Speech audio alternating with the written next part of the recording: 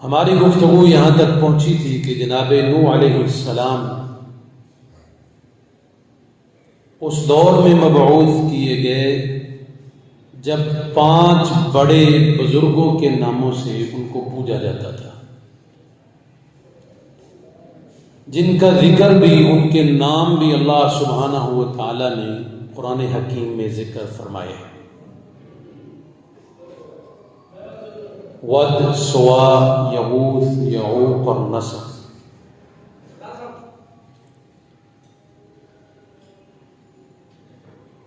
اللہ سبحانہ و تعالی نے یہ قوم جو شرک میں اس کی دلدل میں پھنستی جا رہی تھی، ان کو ان کے شرک سے نکال کر توحید پر لانے کے لیے اپنے نبی نوح کا انتخاب فرمایا۔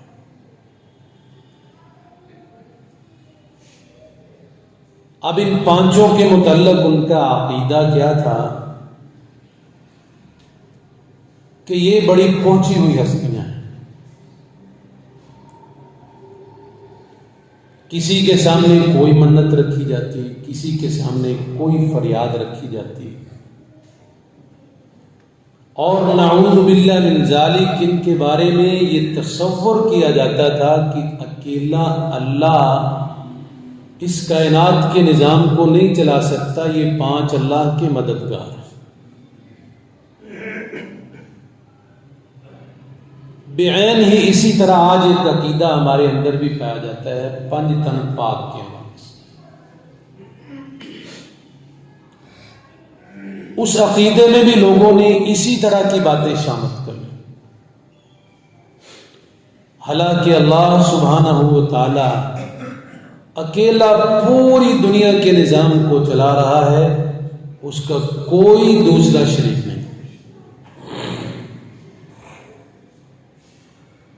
تو اللہ کے نبی نوح علیہ السلام نے سب سے پہلی جو دعوت دی، اور اس میں ہمارے لیے ایک بہت بڑا سبق ہے، جو بات ہم کرتے ہیں نا، اپنے مسلک کو چھوڑو نہ، کسی کے مسلک کو چھیڑو نہ۔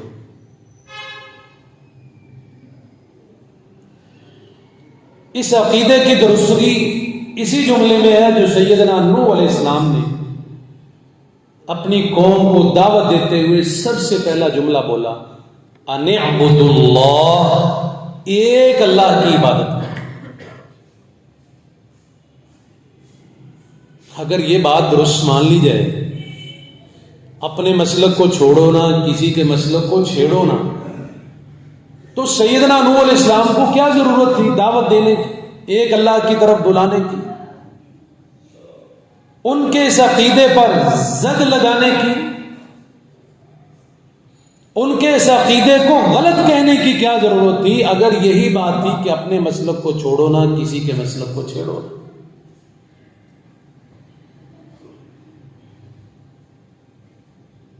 اگر یہ بات ہو کسی کے مسلک کو چھیڑو نہ، پھر تو نعوذ باللہ دنیا میں جو کام بھی کرتا ہے اس کا ہر کام درست ہے، پھر کسی کو چھیڑنے کی دعوت دینے کی ضرورت ہی نہیں پڑتی۔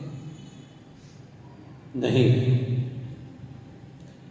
نوح علیہ السلام نے جس جملے سے آغاز کیا اور اللہ نے اسے قرآن کا حصہ بنایا، سب سے پہلا دعوت کا جو آغاز ہے، آغاز کا کلمہ ہے، وہ کیا ہے؟ ان اعبدوا اللہ، ایک اللہ کی عبادت کرنی ہے، کسی دوسرے کو اس کے ساتھ شریک نہیں ٹھہرانا۔ تمہارے ود، سوا، یغوث، یعوق، نصر، یہ سب کے سب بیکار ہیں، ایک اللہ ہے جس کی عبادت کرنی ہے، یہ سارے عبادت کے لائق نہیں، عبادت کے لائق صرف ایک ہستی ہے جس کا نام اللہ ہے۔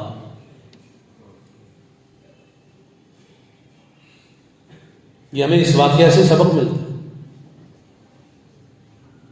اور ساتھ ہی دوسری بات کیا ارشاد فرمائی، اور یاد رکھیں یہ دعوت تمام انبیاء کی نہیں، صرف نوح علیہ السلام کی نہیں۔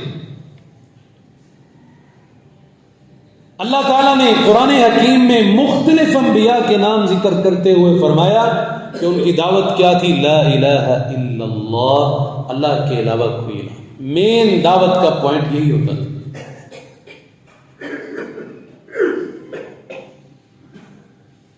اللہ کا نبی اپنی مرضی سے کوئی دین نہیں نکالتا. اسے سب سے پہلا پیغام پہنچانے کا جو حکم ہوتا ہے وہ یہی ہوتا ہے کہ یہ ڈنکا بجا دو کہ جتنے بھی اللہ کے علاوہ ہیں وہ سارے تمہارے عقیدے غلط ہیں، باطل ہیں، صرف ایک اللہ ہے جس کی عبادت. پیارے پیغمبر صلی اللہ علیہ وسلم پہاڑ پر چڑھ کر امت کو، قوم کو دعوت دے رہے ہیں. قولوا لا الہ الا اللہ تفلحون تملک العرب والعجم. یہ بات کہہ لو اپنی زبانوں سے اور عقیدہ بنا لو کہ اللہ کے علاوہ کوئی الہ نہیں ہے. اللہ تمہیں عرب و عجم کا مالک بنا دے، تم کامیاب ہو جاؤ. تو گویا ہر نبی کو اللہ سبحانہ و تعالیٰ نے سب سے پہلے جو مین دعوت کا پوائنٹ دیا وہ یہی تھا کہ لا الہ الا اللہ کا ڈنکا بجانا ہے. اس کے بعد کیا فرمایا نوح علیہ السلام نے؟ واتقوہ، اور اسی اللہ سے ڈرو، کسی اور سے ڈرنے کی ضرورت نہیں ہے، کسی اور سے ڈرنے کی ضرورت نہیں ہے. اگر بابے کے دربار پہ جو بیری لگی ہے یا درخت لگا ہے، اس کی ایک ٹہنی توڑ دی، تمہاری فلاں ٹانگ ٹوٹ جائے گی، تمہارا بازو ٹوٹ جائے گا، فلاں نقصان ہو جائے گا، یہ ڈرنے کی قطعاً ضرورت نہیں. اور لوگوں نے ٹہنیاں کیا پورے درخت اکھاڑ کر دکھائے کہ اللہ کی توحید یہ ہوتی ہے، اللہ کے علاوہ ہم کسی سے ڈرنے والے نہیں. واتقوا، صرف ایک اللہ کا ڈر ہونا چاہیے.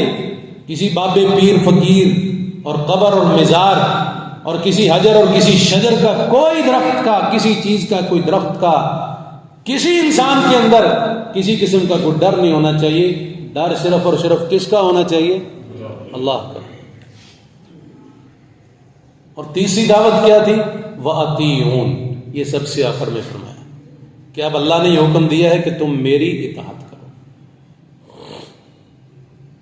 سب سے پہلے اللہ کی توحید. جب توحید پختہ ہو پھر فرمایا واتقوا، اگر تم نے اس ایک اللہ کو مان لیا، ڈرنا بھی اسی سے ہے، کسی دوسرے سے نہیں ہے. وَأَطِيعُونِ، اور تیسرا کام یہ ہے کہ تم نے میری اطاعت کرنی ہے. مجھے اللہ نے تمہارے اندر نبی اور رسول بنا کر بھیجا ہے، اس لیے اب تمہارا یہ حق بنتا ہے کہ میری پیروی کرو، میری اطاعت کرو.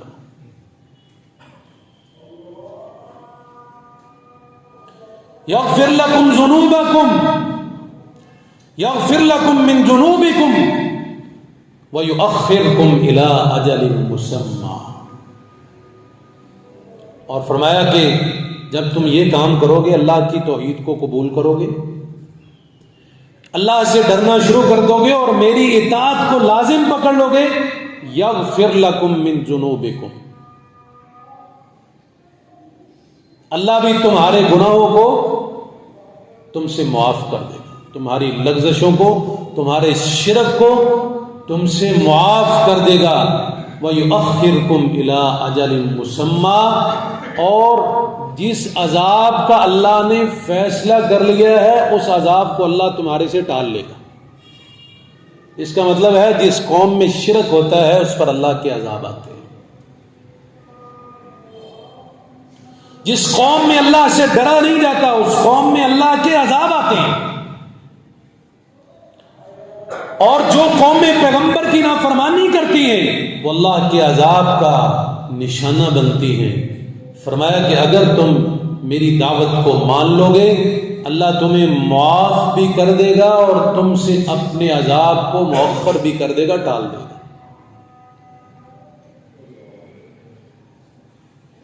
ان اجل اللہ اذا جاء لا یؤخر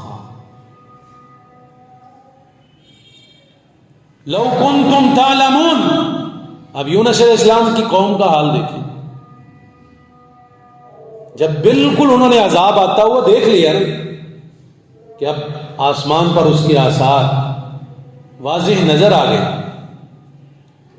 تو یونس علیہ السلام کی پوری قوم اپنے جانوروں کو، اپنے دودھ جن کا دودھ پیتے تھے ان جانوروں کو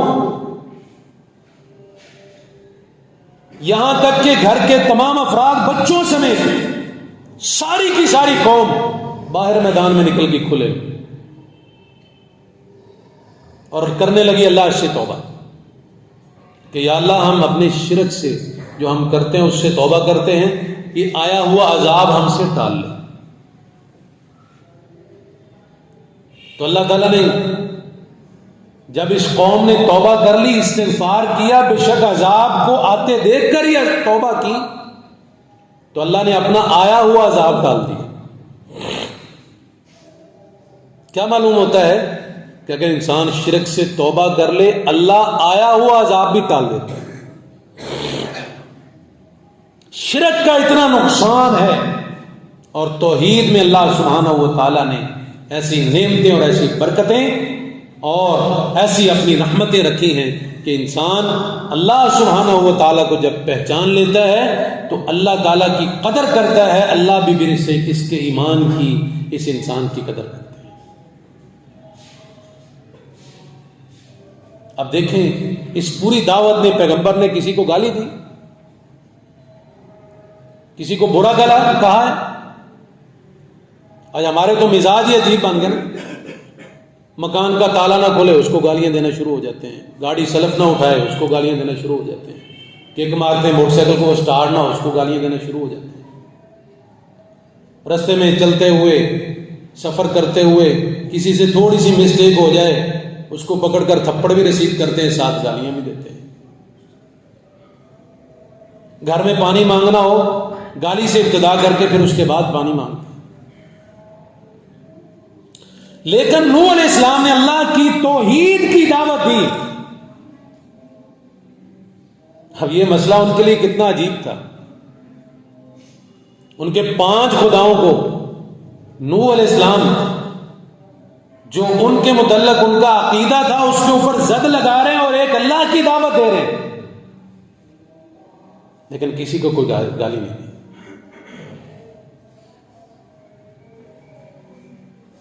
اور دعوت بھی وہ 1-2 سال نہیں، 950 سال، سورہ عنکبوت میں 950 سال دعوت کا دوران ہے۔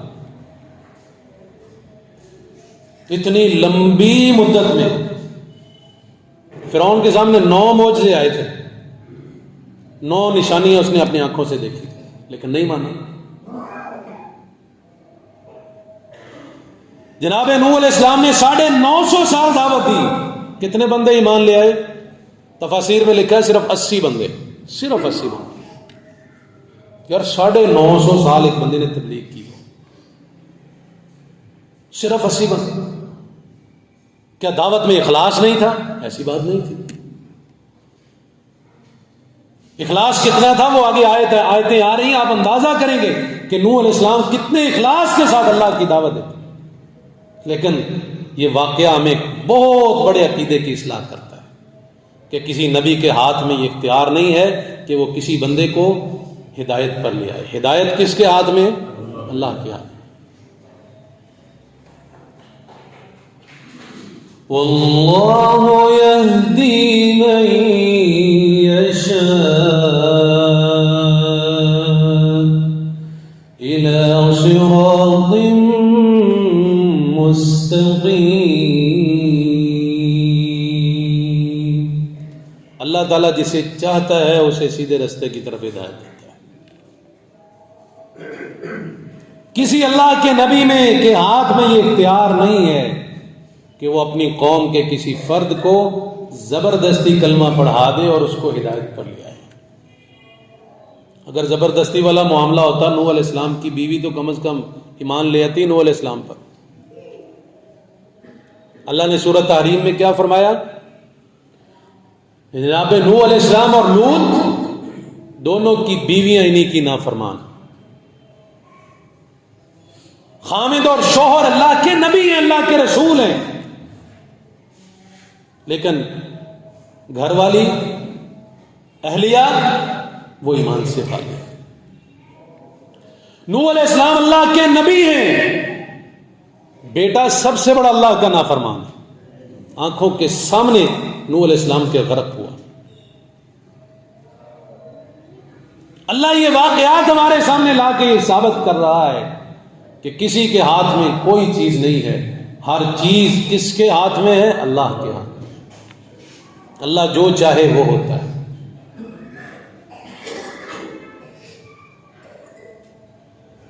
اب نوح علیہ السلام نے جو دعوت دی، 950 سال دعوت دی، اور دعوت انہی الفاظ کے آگے پیچھے گھومتی تھی۔ مین 3 چیزیں تھیں جو میں نے ابھی آیت کے ذریعے تھے آپ کے سامنے رکھی۔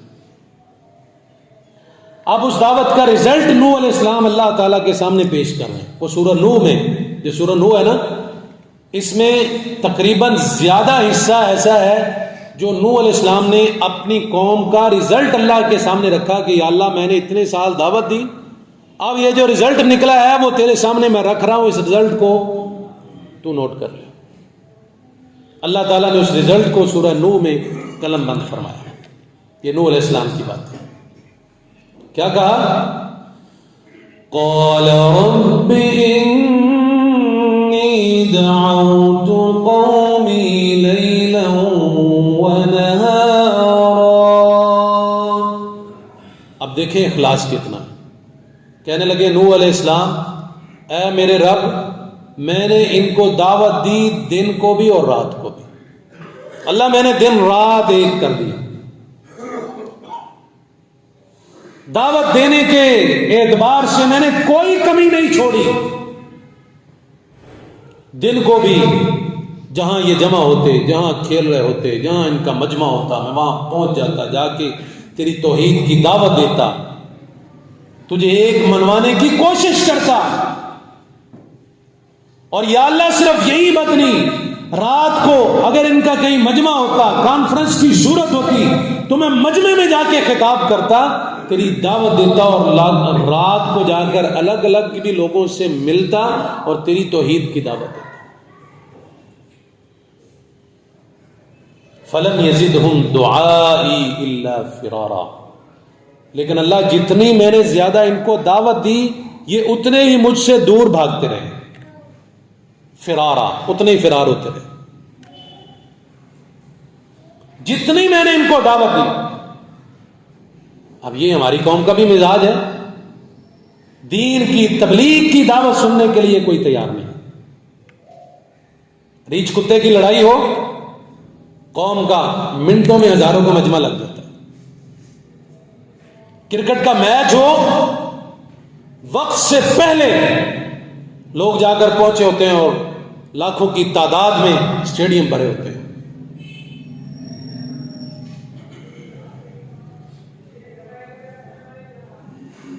کوئی اس طرح سے مجمع، کوئی فراڈیا آ جائے، کوئی مرغے کی لڑائی ہو، گاؤں سے دیہاتوں سے ٹریکٹر ٹرالیاں بھر بھر کے جاتی ہیں دیکھنے۔ لیکن مزاج ہے کہ اللہ کی دین کی دعوت کے لیے کوئی چند منٹ ہی نکال لے اور اللہ کے دین کی دعوت سننے کے لیے تیار ہو جائے۔ آج مساجد ہماری خالی ہے۔ ابھی دیکھیں ہم کتنے مزے سے آ رہے ہیں جمعہ پڑھنے کے لیے، حالانکہ ہمیں پتہ ہی نہیں کہ جو جمعے کا اجر ہے، ثواب ہے، پتہ بھی ہے، اس کے باوجود ہماری حالت کیا ہوتی ہے کہ بیٹھے رہتے ہیں، ٹائم دیکھتے رہتے ہیں گھڑی کے اوپر، ہاں دیکھیں گے 10 منٹ ہو گئے ہیں، 15 منٹ ہو رہے ہیں، چلو اب موٹر سائیکل کو کک ماری، چلیں جا کے نماز پڑھ کے واپس آ جائیں۔ اللہ کے بندو، ہماری اولادوں کو، اس نوجوان نسل کو پہلے ہی موبائل نے برباد کر دیا ہے۔ اگر تم خود کوشش کر کے جلدی مسجد میں نہیں آؤ گے، اپنی اولاد کو نہیں آؤ گے، تو یہ مسجد ہی ایک پلیٹ فارم ہے جو انہیں دین کی طرف لا سکتا ہے۔ اس کے علاوہ اس دنیا میں اور کوئی چیز باقی اب نہیں رہی۔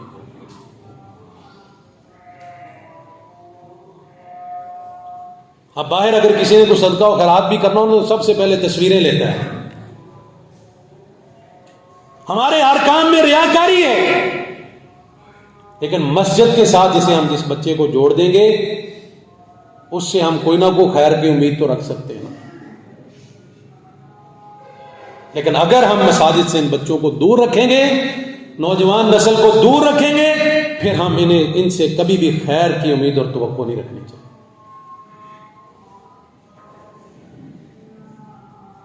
جمعہ کے متعلق پیارے پیغمبر صلی اللہ علیہ وسلم کی حدیث کتنی واضح ہے کہ جو اول وقت میں آتا ہے اسے اللہ تعالیٰ ایک اونٹ کی قربانی کا اجر و ثواب دیتا ہے۔ اب اونٹ کتنا مہنگا ترین جانور ہے، کیا ہر بندے کی بس کی بات ہے کہ وہ ایک ہفتے میں 1.5 لاکھ روپیہ صدقہ کرے؟ ہر ہفتے ہر بندے کے بس کی بات نہیں، لیکن اگر کوئی جمعے میں اول وقت پر آتا ہے تو اس کو اول وقت پر آنے کا ایک اونٹ اللہ کے راستے میں ذبح کرنے کا، صدقہ کرنے کا اجر اور ثواب اللہ تعالیٰ دیتا ہے۔ اگر ہمیں ویسے کہہ دیا جائے نا کہ مسجد میں آنا ہے، فرشتوں نے تمہیں لاکھ لاکھ روپیہ دینا ہے اول وقت پہ آنے کا، تو مسجد پہ رش دیکھا، لیکن یہاں اجر کی بات ہوئی ہے، اتنی ہی مالیت کے اونٹ صدقہ کرنے کی بات ہوئی ہے تو ہمیں پرواہ نہیں۔ میرے بھائیوں، یہ وہ باتیں ہیں جو ہمیں مستقبل میں فائدہ دیتی ہیں۔ آج ہم مسجد میں وقت پر آئیں گے تو ہماری اولادیں آئیں گی، اگر ہم خود ہی لیٹ آتے رہے تو ہم کیسے یہ توقع کر سکتے ہیں کہ کل کو یہ اولاد ہماری مساجد کے ساتھ منسلک رہے گی اور دین کی باتیں سننے کے لیے تیار رہے گی؟ یہی بات سیدنا نوح علیہ السلام نے، یہی شکوہ اللہ کے سامنے کیا، یہ رزلٹ رکھ رہا اپنی قوم کا۔ فلم یزدہم دعائی الا فرارا، اللہ میں نے جتنی ان کو دعوت دی یہ اتنا ہی دور بھاگتے رہے۔ اس سے ہمیں ایک دوسرا سبق بھی ملتا ہے، وہ یہ ہے کہ داعی جو دعوت دینے والا ہے اس کا حوصلہ بڑا ہونا چاہیے، اس کے اندر حوصلہ ہونا چاہیے۔ یہ نہیں کہ کوئی بندہ بات نہ سنے تو فوراً تپ جائے کہ میں اتنی دور سے آیا ہوں تو میری بات نہیں سنتا۔ اس کا حوصلہ، اس کا مزاج کھلا ہونا چاہیے، اس کا دماغ دین کے معاملے میں وسیع ہونا چاہیے۔ اگر کوئی نہیں سنتا تو برداشت سے کام لے۔ حوصلہ داعی کے لیے وہ ضروری ہے۔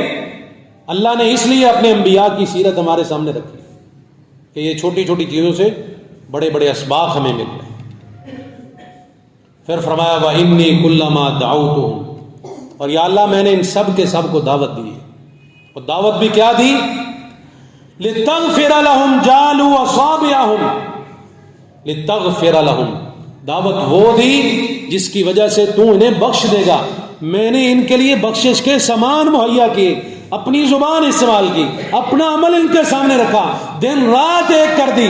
اللہ انہوں نے میری بات نہیں سنی، میں نے پھر بھی ان کا پیچھا نہیں چھوڑا، پھر بھی ان کو گھر جا جا کے دعوت دیتا رہا۔ یا اللہ ان کی مغفرت کے لیے سارے کام میں کرتا رہا کہ تو انہیں معاف کر دے، لیکن انہوں نے کیا کیا؟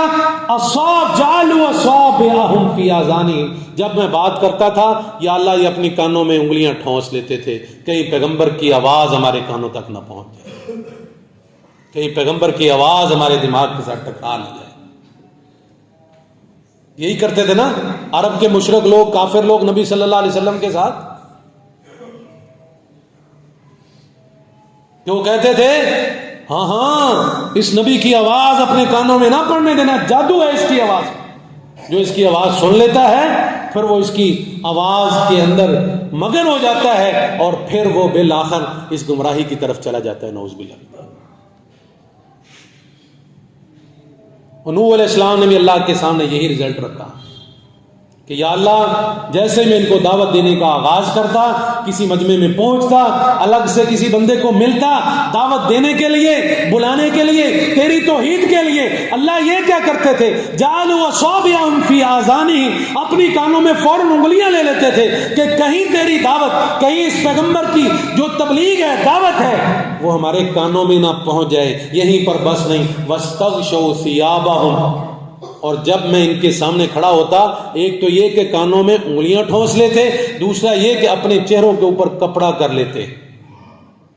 اللہ اکبر، اللہ اکبر۔ یہ کس کا چہرہ نہیں دیکھنا چاہتے؟ اللہ کے نبی کا چہرہ۔ اللہ کا نبی، اس کا چہرہ دیکھنا یہ پسند نہیں کرتی تھی قوم، اپنے چہروں کے اوپر کپڑے کر لیتے کہ کہیں ہمیں اس پیغمبر کا، اس نبی کا چہرہ نظر نہ آ جائے۔ وَأَصَرُّوا وَاسْتَكْبَرُوا اسْتِكْبَارًا، اور اللہ جیسے ہی میں نے ان کو دعوت دی یہ اپنی ضد اور تعصب اور تکبر میں اڑے رہے۔ ان میں سے بہت سے ایسے لوگ ہیں جنہوں نے میری دعوت کا انکار کیا۔ اب یہ جو تکبر اور ضد ہے نا، یہ انسان کو مار دیتی ہے کہ میں بڑی چیز ہوں، میں کو الگ سے چیز ہوں، جو میں کر سکتا ہوں وہ دوسرا کوئی نہیں کر سکتا، جو میں نے سیکھ لیا ہے اس سے بہتر کوئی نہیں سیکھ سکتا۔ یہ انسان کو برباد کر دیتا ہے، تکبر، غرور، ضد۔ آج بھی بہت سارے لوگ صرف اسی وجہ سے گمراہ ہیں کہ جو ہم نے سیکھ لیا ہے بس وہی ہے، اس کے آگے پیچھے ذرا برابر کچھ نہیں۔ وہ سکھانے والا کون تھا، اس نے کیا سکھایا، اس پر وہ بحث کرنے کے لیے تیار ہی نہیں، بات کرنے کے لیے تیار ہی نہیں، بس جو ہم نے سیکھ لیا وہی حرف آخر ہے۔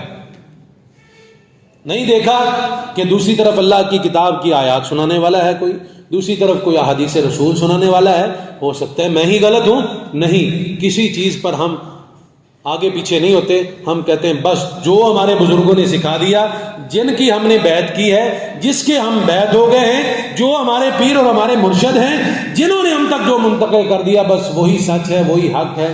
قرآن بے شک کچھ کہتا رہے اور محمد رسول اللہ صلی اللہ علیہ وسلم کا فرمان بے شک کچھ کہتا رہے۔ نبی نوح علیہ السلام نے یہی شکایت اللہ کے سامنے کی کہ یا اللہ، یہ مجھے دیکھتے ہی اپنے کانوں میں انگلیاں ٹھونس لیتے اور اپنے چہروں پر کپڑے کر لیتے، اور ضد اور تعصب اور تکبر کی وجہ سے یہ میری بات سننے کے لیے تیار نہیں ہوتے تھے۔ ثم انی دعوتہم جہارا، اللہ میں نے کھلے کھلم ان کو دعوت دی، کھلم کھلا ان کو دعوت دیتا ہے۔ میری دعوت کوئی چھپی ہوئی نہیں تھی، کوئی زوم آنا نہیں تھی، میں کو بہت بڑی فلاسفہ کی باتیں نہیں کرتا تھا، یا اللہ میں تو ان کو عام فہم گفتگو کرتا تھا جو ہر بندے کے دل تک پہنچ سکتی تھی۔ میرے الفاظ بھی عام فہم تھے، کھلم کھلا میری دعوت ہوتی تھی، دو ٹوک الفاظ میں دعوت دیتا تھا، میری دعوت میں کوئی دو رنگی نہیں ہوتی تھی۔ دو رنگی چھوڑ دے، یک رنگ ہو جائے، سراسر موم ہو جا یا سراسر سنگ ہو جا، تجھے ایک رنگ اختیار کرنا پڑے گا۔ اگر محمدی رنگ اختیار کرنا ہے تو پھر حنفی، شافی، مالکی، حنبلی اور جعفری اور قادری اور عطاری اور پتہ نہیں کیا کیا، سول وردی اور بغیر وردی، یہ سارے رنگ اتارنے پڑیں گے، ایک وردی صرف تجھے اپنانی پڑے گی، اور وہ ہے محمد الرسول اللہ صلی اللہ علیہ وسلم کی وردی۔ اس رنگ میں رنگ جا، پھر تیری یہ دنیا بھی تیرے لیے اللہ سبحانہ و تعالیٰ جنت بنا دے گا، اور قیامت کے بعد بھی اللہ تعالیٰ تیرے لیے جنتوں کا تجھے وارث بنا دے گا۔ ثم انی دعوتہم جہارا، اللہ میں نے کھلم کھلا ان کو دعوت دی۔ ثم انی اعلنت لہم، اعلانیہ ان کو دعوت دی، مجمع عام میں جا کے، جلسہ عام میں جا کے میں خطاب کرتا رہا، لیکن ان کا انداز وہی تھا، کانوں میں انگلیاں، چہرے کے اوپر کپڑے، میں اپنی بات کر کے رہتا تھا، میں کبھی نہیں گھبراتا تھا۔ حجی اللہ کے دین کی خالص ہو کر جو بھی دعوت دیتا ہے اس کے ساتھ یہ کام ہوتے ہیں۔ اب تو الحمدللہ بہت آسانیاں ہو گئی ہیں، بڑے یہ کام ختم ہو چکے ہیں۔ آج سے کچھ سال پیچھے چلے جائیں، لاؤڈ سپیکر پر اللہ کے دین کی دعوت اگر دی جاتی تو پرچے کٹ جاتے، مولوی کو، عالم کو جیل میں بھیج دیا جاتا۔ یہ تو ابھی ہمارے ماضی قریب کی بات ہے۔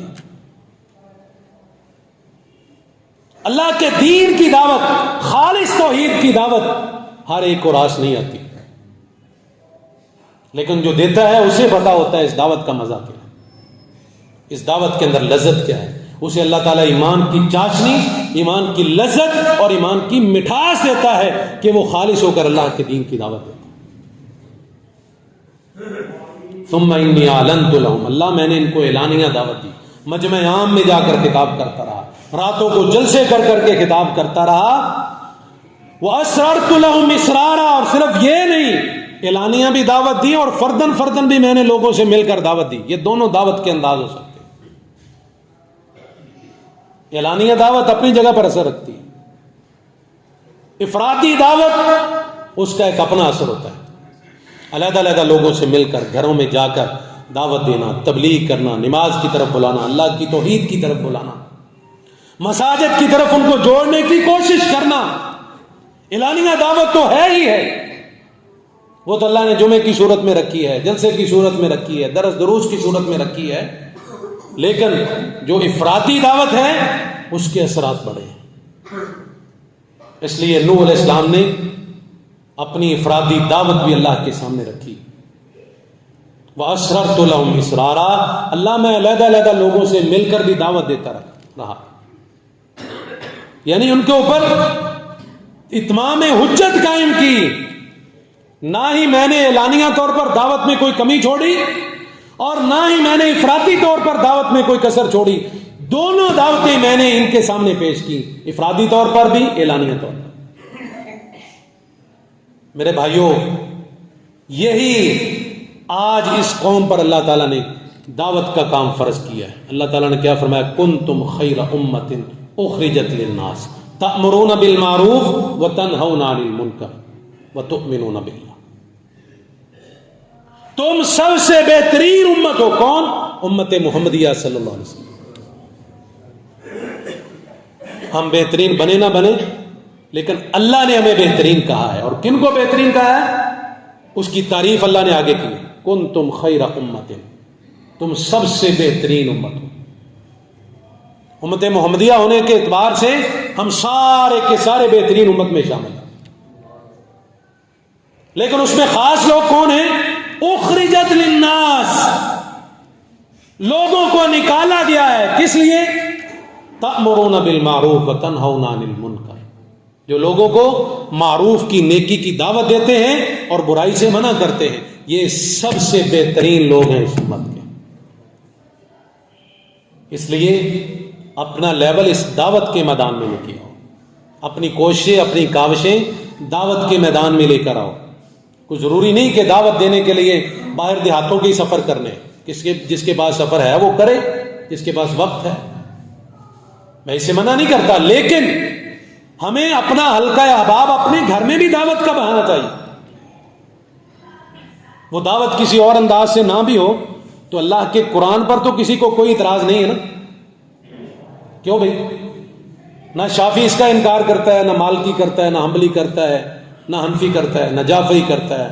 کوئی بھی اس کا انکار نہیں کرتا. اللہ کے قرآن سے کوئی بھی دور نہیں بھاگتا، اس کو حق اور سچ مانتا. کم از کم آج کے جمعے سے یہ لے جاؤ کہ اپنے گھر میں ایک وقت رکھو 10 یا 15 منٹ کا، چائے کے ناشتے پر، کھانے کے ناشتے پر. اس کے لیے آپ یہ چیز رکھیں کہ کم از کم اپنے بچوں کے سامنے ایک آیت قرآن کی رکھیں، خود بھی سیکھیں، بچوں کو بھی سکھائیں.